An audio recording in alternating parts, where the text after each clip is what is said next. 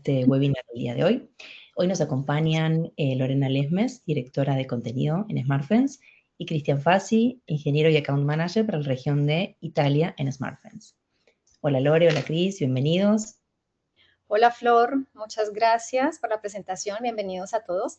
Es un placer estar acá en el primer webinar del año. Hola, ¿qué tal? Buenos días o buenas tardes, por lo que estamos en la parte de Europa. Veo que hay muchísima gente conectada, así que empecemos nomás. Muy bien, muchas gracias. Bueno, en el día de hoy vamos a conversar, como lo dice el título del webinar, sobre 7 predicciones de concienciación para este 2026. La intención es bien concreta. Esto no queremos que se quede en una simple lista interesante, sino que queremos que se lleven un marco para tomar mejores decisiones en sus programas. Lo que van a escuchar hoy no es futurología, es lectura de señales, patrones que ya estamos viendo en organizaciones, en incidentes reales y en cómo está cambiando la relación entre personas, tecnología y riesgo. En los últimos años de gestión de riesgo humano se volvió, la frase gestión de riesgo humano se volvió muy repetida. La realidad es que para nosotros no es una moda, sino más bien es parte de cómo entendemos la concienciación desde el inicio. Antes de comenzar este webinar, quiero invitarlos a conectar con nuestras redes sociales. Les dejé ahí en el chat los enlaces directos a nuestros perfiles y al perfil de la empresa.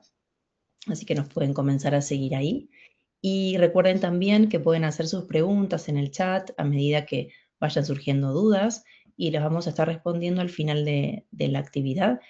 Ahora sí, sin mucho preámbulo, le quiero pasar la palabra a Lore y antes asegurarme de que estén todos viendo bien la pantalla. Si quieren pueden comentar en el chat que estén viendo bien, escuchando bien o quizás reaccionando. Perfecto, ahí ya vi que hay una reacción, me quedo tranquila. Muchas gracias. Bueno, Lore, te paso la palabra. Vale, Flor. Bueno, muchas gracias. Antes de entrar a hablar de estas predicciones, nos gustaría alinearnos primero en un concepto que suele estar mal planteado. Así que vamos a aclarar algo. El error humano no se puede, ni queremos tampoco eliminarlo.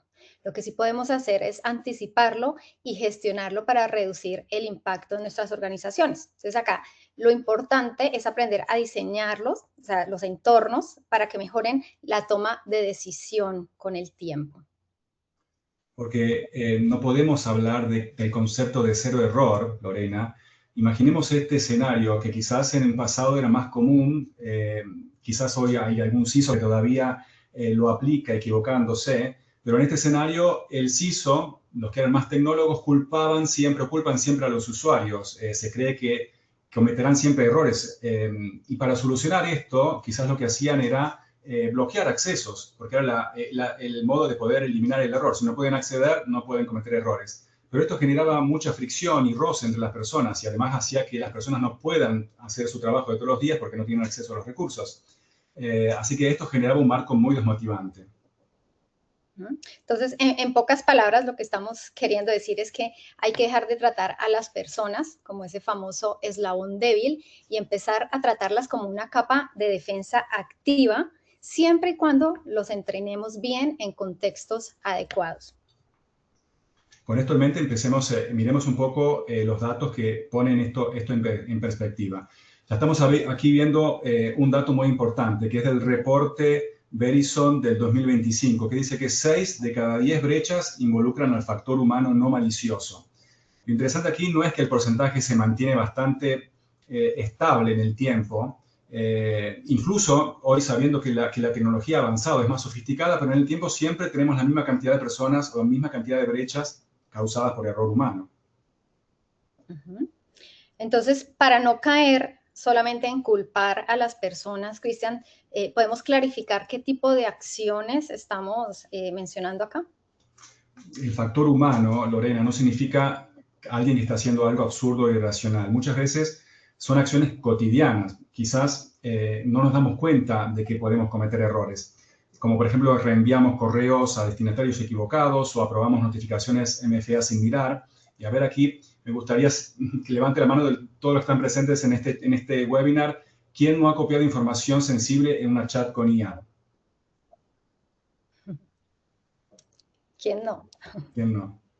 Porque hoy trabajamos bastante saturados. Tenemos muchas notificaciones, muchos chats, muchas reuniones, urgencias. Y el modo rápido se volvió casi lo más normal. Trabajar en multitasking para muchas personas es un banto. En este contexto, el riesgo no aparece solo porque alguien no sabe. Aparece porque alguien decide con poca atención y con demasiadas cosas compitiendo al mismo tiempo.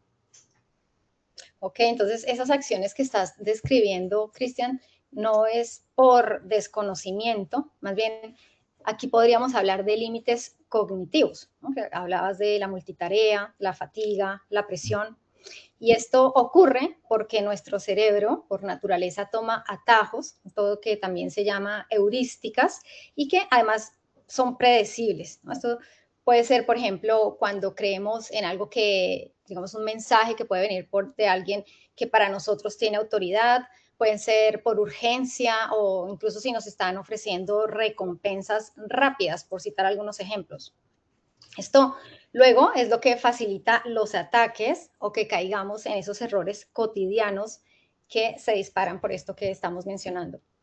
Sí, y aquí, Lorena, cambiamos la pregunta. Ya no es más cómo eliminamos el error, el CISO tecnólogo que quería bloquear los accesos, por ejemplo, sino cómo lo gestionamos mejor a este error. O sea, cómo diseñamos prácticas y condiciones para que incluso cuando estamos bajo presión, los usuarios tengan más chances de decidir correctamente. Y que si fallan, que el impacto de estos errores o de estos fallos que sea menor y que el aprendizaje sea más real.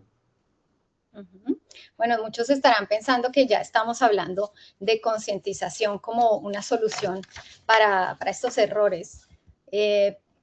Pero todavía hay mucha gente que piensa que la concientización se basa solamente en mandar campañas, piezas gráficas o un curso una vez al año, ¿cierto? Y la realidad es que ya muchos sabemos que esto se ha quedado corto y como lo estamos planteando, hoy la concientización debe ser una herramienta para gestionar el riesgo humano. Debemos dejar de solamente tratar de informar hasta llegar mejor a ayudar a las personas a tomar decisiones correctas en su trabajo diario. Entonces, con esto, el criterio de éxito en un programa de concientización deja de ser cuántas personas completan un curso o una capacitación, sino qué decisiones están mejorando, ¿no? Qué prácticas o hábitos estas personas están sosteniendo, qué errores estamos detectando o incluso qué reportes estamos recibiendo y claro, también tomando en cuenta el tiempo, que es clave en ciberseguridad. Entonces, asumiendo que este error existe, que no lo podemos evitar, podemos buscar es bajar el impacto y mejorar el aprendizaje. Y acá está el giro, Lorena. Si la concientización es gestión del riesgo humano, como la estamos planteando, entonces no alcanza con solo comunicar, como has dicho. Tenemos que entender cómo ocurre un comportamiento en la práctica, qué es lo que lo dispara, qué es lo que lo frena y qué es lo que lo sostiene este comportamiento. Entonces vamos a pasar a definir un poco qué es el comportamiento. Y podemos usar para esto un modelo, un método que ya fue analizado y estudiado. Y cuando hablamos de comportamiento podemos decir que es una acción que es observable, que se puede medir y que la persona no hace en un momento específico. La acción, el comportamiento, según el modelo de Fogg, es 3 factores que se ejecutan al mismo tiempo. La motivación, la habilidad y un estímulo, que tienen que converger en el mismo momento para que pueda generar un comportamiento. La motivación no es otra cosa que el deseo que tiene una persona para realizar algo. La habilidad es la facilidad que tiene para realizarlo, de poder ejecutarlo, y el estímulo es un activador o un trigger que es la llamada a la acción, un recordatorio. El famoso ataque de phishing podría ser un estímulo fácilmente. En este contexto, si falta uno de estos factores, no tenemos un comportamiento, no sucede nada malo, porque, por ejemplo, si tenemos una persona que tiene motivación, pero que no tiene habilidad, no sabe hacer las cosas, no sabe hacer lo que fue pedido que haga, no sucede nada. A su vez, también si tiene habilidad, pero no hay un estímulo claro, en ese momento tampoco sucede nada. Por eso muchas veces el problema no es la falta de conciencia, sino que es la fricción, en el caso de la motivación, es la ambigüedad en los conocimientos o un mal timing, por ejemplo. Bueno, este modelo es bien interesante para la ciberseguridad, ¿no? Y acá lo que me parece súper importante es que si queremos que las personas tomen decisiones cuando están bajo presión, no podemos solamente decirles hagan las cosas bien, sino que también nosotros tenemos que facilitarles, ¿no? Con esos estímulos que mencionabas, con los entornos y proporcionándoles esas habilidades. Entonces ya habiendo dejado frescos estos conceptos, ¿no? y alineándonos todos, podemos empezar a ver lo que sí va a funcionar para cambiar comportamientos en este futuro próximo, ¿no? Ya estamos ahora en 2026 y vamos a estudiar cada una de las tendencias y predicciones que estuvimos observando y que hoy también están marcando el camino de lo que hacemos en SmartFence. Entonces empezamos con nuestra primera tendencia. Aquí observamos el microlearning o microaprendizaje gamificado. ¿Ya? Como comentabas, nosotros vimos saturados, llenos de información, nos bombardean de notificaciones, estamos respondiendo correos, chats, alertas, y la verdad, siendo honestos acá, lo último que queremos al final de una jornada de trabajo es hacer un curso larguísimo de 45 o 60 minutos. Entonces, acá entra como solución esta metodología que consiste en dividir el aprendizaje en cápsulas. Estas pueden ser de 3 a 5 minutos y se deben enfocar en una sola acción o en un solo comportamiento esperado, ¿no? Aquí lo ideal es dar feedback inmediato.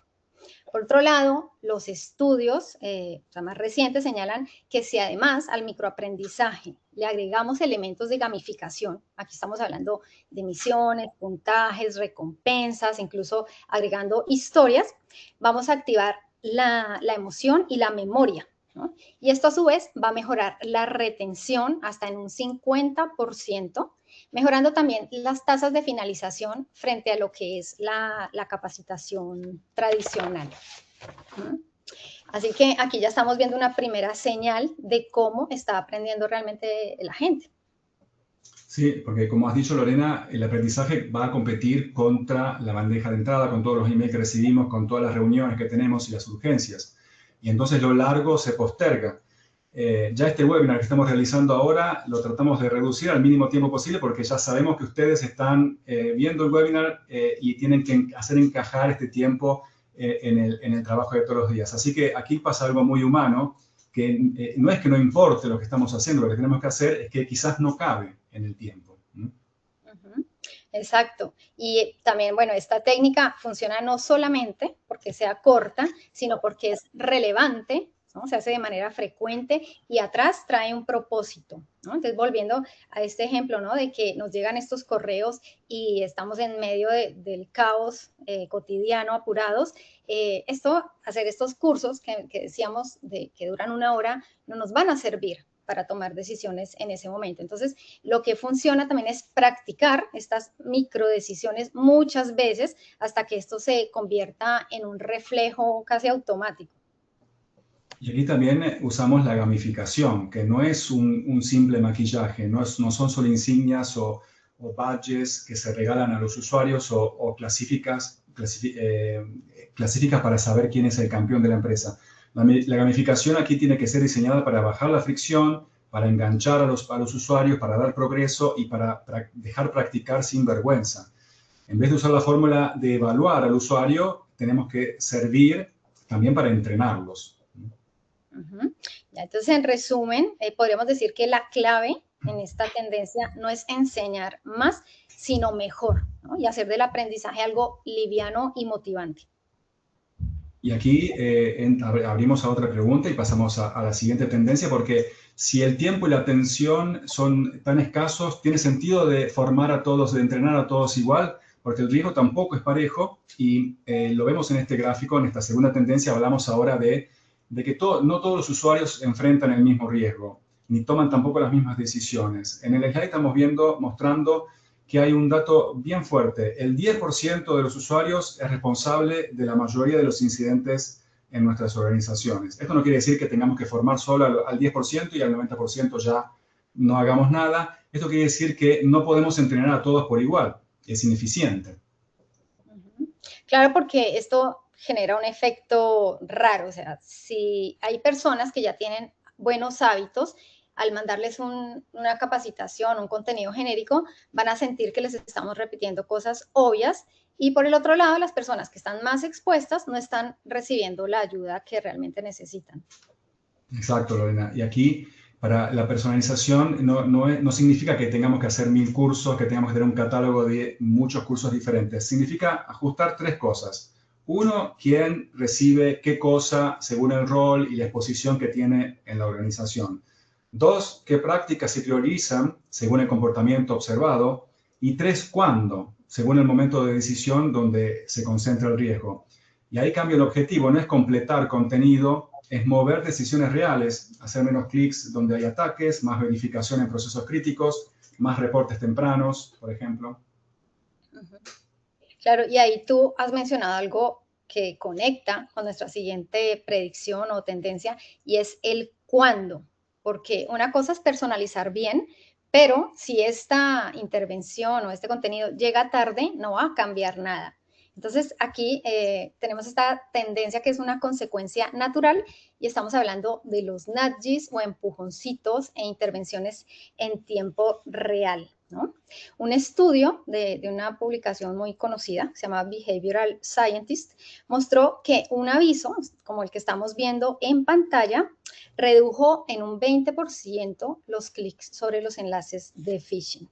Entonces, como vemos, una pequeña intervención puesta en el momento justo sí puede generar grandes resultados. Esto vamos conectando ya puntos, Lorena, porque se conecta a lo que le dijimos, a lo que hemos dicho al inicio de la charla, de que no es que la gente no sepa, es que el cerebro cuando está saturado funciona por atajos, busca lo más veloz. Exacto, entonces estos nudges funcionan como microseñales que ayudan a generar estas pausas antes de que tomemos el atajo y ejecutemos sin pensar. Pero acá es importante saber que estos nudges no son pop-ups con los que vamos a saturar a las personas. Tienen que estar muy bien diseñados porque si empiezan a molestar, pues la gente también los ignora. Entonces debemos tomar en cuenta el contexto y las acciones específicas que le vamos a pedir a las personas. Entonces, volviendo al ejemplo que tenemos en la pantalla, acá el usuario está a punto de compartir una información sensible con un destinatario equivocado. ¿Ya? Puede estar distraído, como veíamos, o con urgencia. En ese momento es donde aparece el nudge y en ese momento donde la persona va a decidir. Ahí le pregunta para que pause y le devuelve el control para hacerlo pensar, ¿no? A ver si tiene sentido, si ya verificó el remitente. Entonces, para 2026, que incluso nosotros ya lo venimos haciendo en SmartFence, la concientización se debe apoyar no solamente en la capacitación, sino en estos recordatorios en tiempo real que deben estar integrados en el flujo de trabajo de la organización. Perfecto, Lorena. Me gusta este concepto de nudges. Después, si quieren, les comentamos un poco cómo lo estamos ya aplicando en nuestra plataforma al final de la charla, si tenemos tiempo para las preguntas, así que los invito a que sigan preguntando si tienen preguntas en la chat. Lo interesante aquí con los nudges no es que este tipo de intervenciones se diseña una vez y listo. Aquí tenemos que diseñarlos muy bien, como has dicho, porque lo que frena a una persona quizás no frena a otra. Entonces, la pregunta es, ¿cómo adaptamos estas señales y el entrenamiento a perfiles distintos sin perder el foco? Y esto nos da pie a pasar a la siguiente tendencia, que es la tendencia número 4. Y aquí vamos a etiquetar personas sin caer en estereotipos, porque sé que quizás en nuestra audiencia tenemos personas de generación Z o personas baby boomers. Aquí el punto es reconocer algo práctico, que los hábitos digitales cambian por generación y con esto cambian también los puntos que quizás nos perdemos. Miren este contraste que están viendo en el slide actualmente, que nos refleja un poco dos generaciones diferentes. Por un lado, la generación Z, que es hiperconectada, es rápida, con mucha confianza en lo digital, porque quizás se creen que se la saben todas, pero que tienen prácticas de higiene un poco inconsistentes. Por ejemplo, aquí vemos un dato muy claro que dice que solo el 30% de personas de la generación Z cambia contraseñas, lo que es un muy mal hábito. Por otro lado, tenemos los baby boomers, que tienen otro tipo de exposición, por ejemplo, estafas telefónicas o criptoestafas con pérdidas enormes. Y aquí lo vemos en un dato particular en el slide que dice que 5.000 millones de dólares fueron asociados a fraudes telefónicos y criptoestafas. Claro. Entonces, aquí vemos que tienen diferentes riesgos y lo que nos indica que la estrategia también debe serlo, ¿no, Cristian? Es decir, no podemos usar el mismo mensaje ni el mismo canal, ni tratar de cambiar el mismo comportamiento en estas audiencias. Exacto, aquí a unos los tenemos que entrenar a frenarse ante la velocidad, a no ejecutar por reflejo, y a los otros, a los boomers, quizás el freno es ante la confianza social, verificar por canales alternativos, por ejemplo. El objetivo aquí nuestro no es enseñar ciberseguridad, no estamos enseñando ciberseguridad a nuestros usuarios, estamos fortaleciendo el juicio y los hábitos donde cada grupo tiende a fallar. Bueno, y esto nos envía directamente a la siguiente predicción, ¿no? Que es algo que atraviesa a todas las generaciones. Y estamos hablando de la inteligencia artificial. Acá lo cierto es que estamos ante una paradoja, porque si bien la inteligencia artificial nos hace más eficientes, también nos está volviendo más complacientes. Entonces acá esta diapo la tenemos que ver con bastante detalle, que hay mucha información. Empecemos por lo que proyecta Gartner para 2027, donde nos indica que las filtraciones de datos causadas por el uso indebido de la inteligencia artificial generativa será del 40%. Y por otro lado, tenemos un estudio del que se ha estado hablando bastante, que lo realizó el MIT, sobre el uso de ChatGPT en grupos universitarios de élite. Ahí les voy a comentar rápidamente porque se nos está acabando el tiempo. Pero bueno, lo que hicieron fue agarrar un grupo de estudiantes, los dividieron en 3 grupos, ¿no? Y les pidieron que hicieran un ensayo. Entonces, el primer grupo solamente podía utilizar su cerebro, ¿no? Y el conocimiento que tenía. El segundo grupo podía usar solamente el buscador web y consultar ahí las fuentes. Y el tercer grupo solamente podía usar ChatGPT. Entonces, esos resultados fueron impactantes porque resulta que el grupo que solamente utilizó inteligencia artificial disminuyó su conectividad neuronal en un 55% respecto a las personas que utilizaron solamente su cerebro. ¿Ya? El 83% de ese grupo también falló al tratar de citar lo que había escrito, o sea, no se acordaban básicamente del ensayo. Entonces, a este fenómeno hoy se le está llamando la deuda cognitiva. Y esto para entender el concepto de deuda cognitiva, vamos a tomar una analogía en finanzas, ¿no? Es como cuando pedimos un crédito a corto plazo, tenemos un beneficio que nos implica menor esfuerzo mental y más productividad, pero a largo plazo tenemos que pagar con la disminución de nuestra capacidad crítica y una mayor vulnerabilidad ante la manipulación.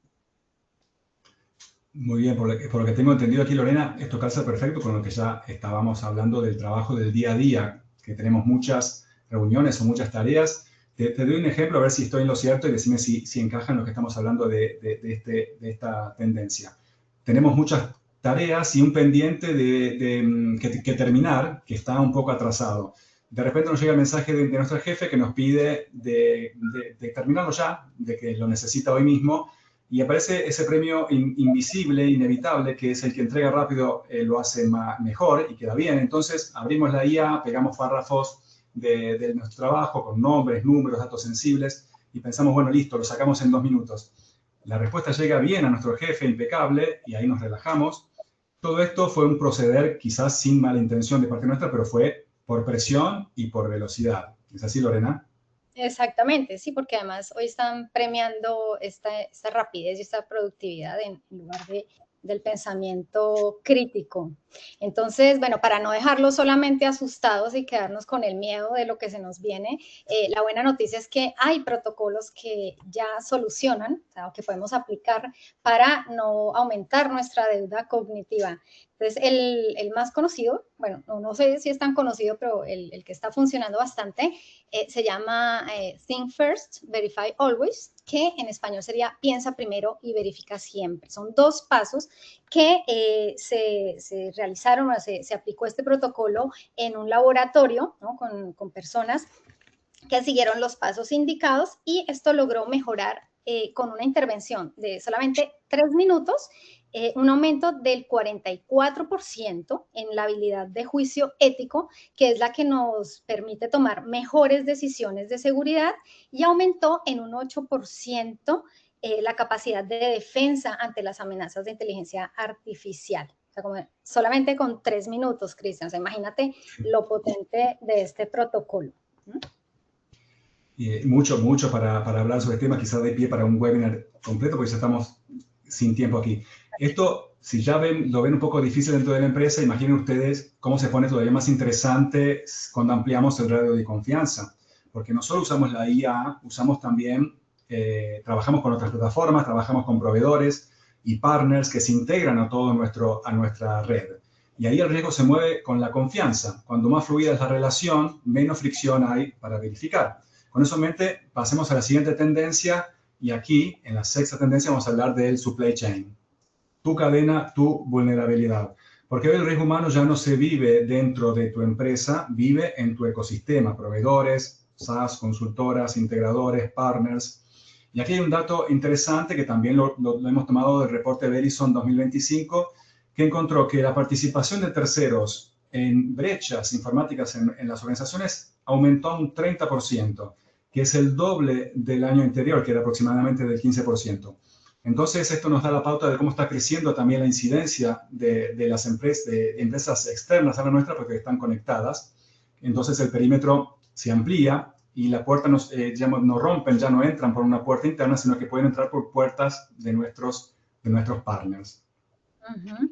Incluso el año pasado hubo un caso muy sonado, que fue lo que le ocurrió a la aerolínea Qantas, donde mediante un ataque de ingeniería social a su proveedor de call center, les exfiltraron los datos de 6 millones de clientes. Acá claramente podemos observar que hubo un fallo humano en la cadena de suministro.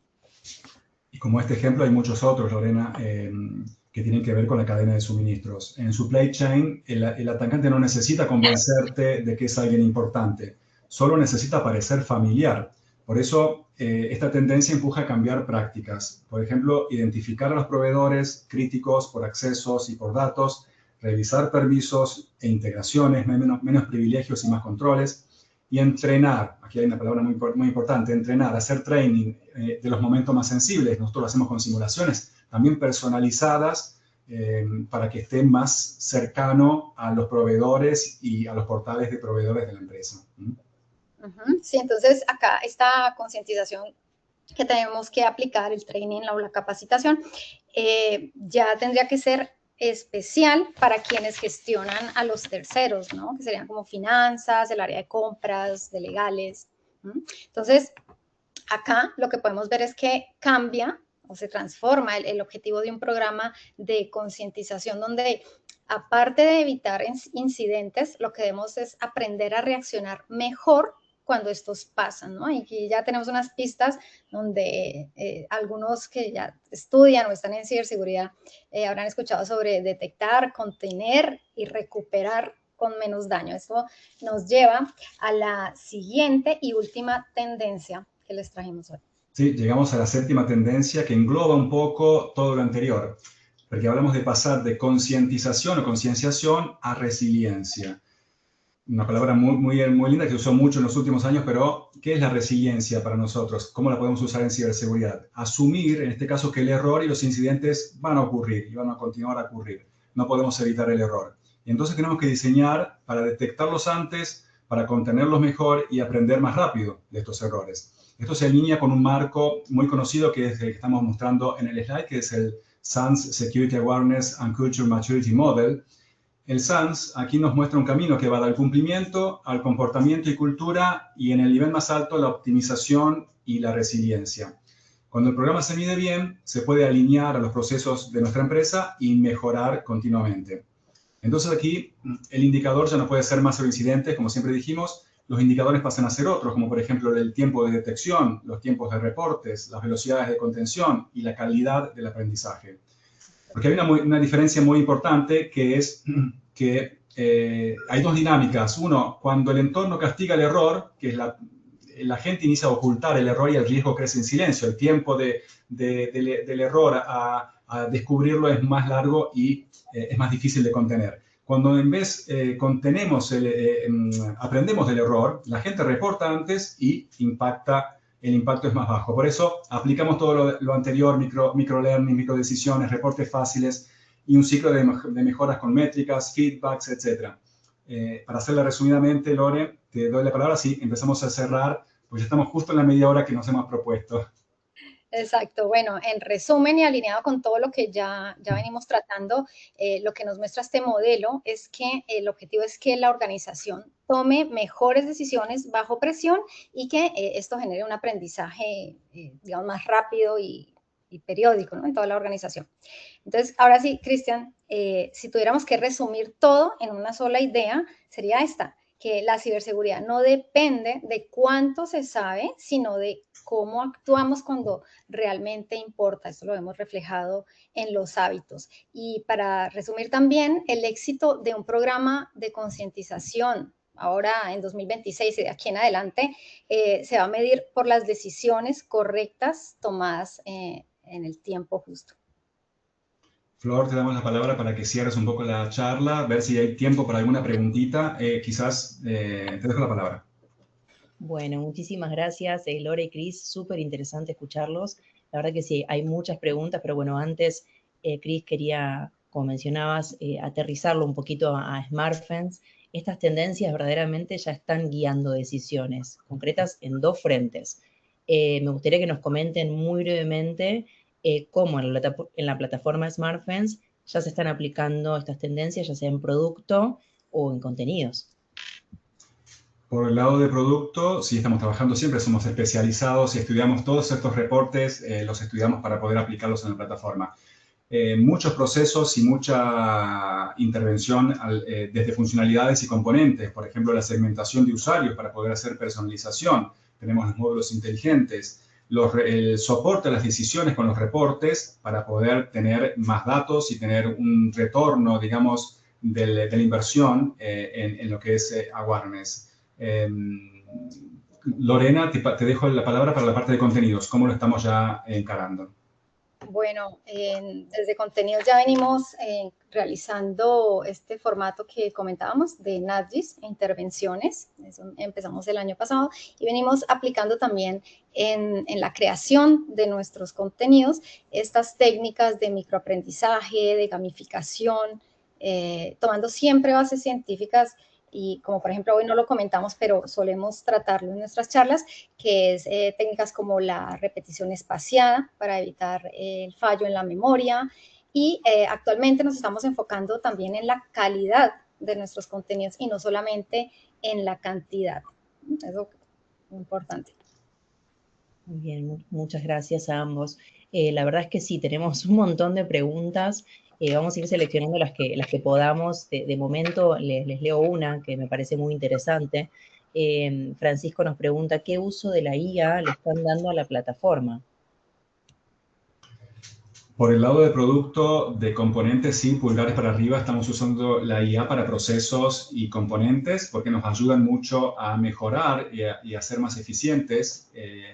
Por ejemplo, en lo que es módulos, en lo que es grupos inteligentes para segmentar mejor a los usuarios o lo que es programación automatizada de las campañas de awareness, es saber bien qué enviar a quién para seguir utilizar estas técnicas y utilizar la IA en este ámbito. Lorena, en contenidos ya la están usando, sí, pero...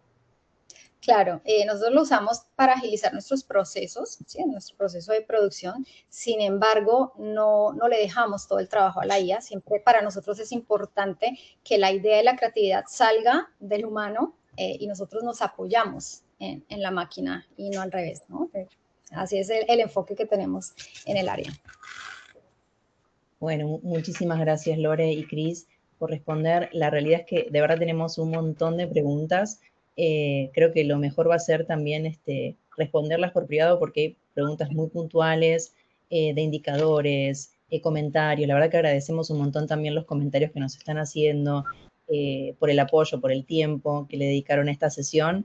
Los vamos a estar respondiendo por correo a todos los que han consultado. Dejamos Ahí tenemos sus correos, les vamos a responder cada una de las preguntas, pero bueno, lamentablemente ahora no, nos quedamos sin tiempo y queremos simplemente agradecer por participar, por permanecer durante toda la actividad, y les recordamos también que en el chat dejamos los enlaces a nuestros perfiles de LinkedIn, los invitamos a conectar con nosotros y a seguir al sitio de SmartFence. Van a poder mantenerse al día con todas las novedades del sector y enterarse de los próximos eventos y actividades de SmartFence. Así que sin más, les agradecemos un montón y bueno, quedamos pendientes para lo que necesiten. Gracias a Lore y a Cris por su conocimiento, por su tiempo, por su espacio y bueno, hasta la próxima. Muchas gracias. Hasta Muchas luego. gracias a todos. A la próxima.